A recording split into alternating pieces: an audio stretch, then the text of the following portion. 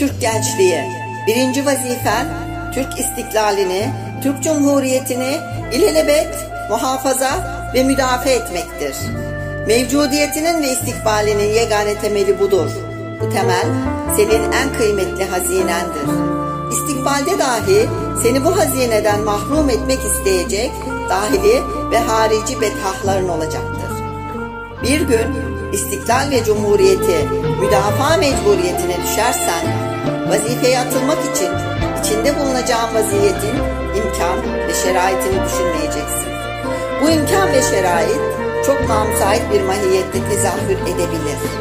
İstiklal ve cumhuriyetine kastedecek düşmanlar, bütün dünyada emsali görülmemiş bir galibiyetin mümessili olabilirler. Cebren ve hile ile aziz vatanın bütün kaleleri zapt edilmiş, bütün tersanelerine girilmiş, bütün orduları dağıtılmış ve memleketin her köşesi bir fiil işgal edilmiş olabilir. Bütün bu şeraitten daha elim ve daha vahim olmak üzere memleketin dahilinde iktidara sahip olanlar gaflet ve delalet ve hatta hıyanet içinde bulunabilirler. Hatta bu iktidar sahipleri şahsi menfaatlerini müstevlilerin siyasi emelleriyle tevhid edebilirler. Millet fakr-ı zaruret içinde harap ve bitap düşmüş olabilir.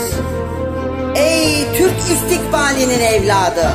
İşte bu ahval ve şerait içinde dahi vazifen Türk istiklal ve cumhuriyetini kurtarmaktır. Muhtaç olduğun kudret damarlarındaki asil kanda mevcuttur.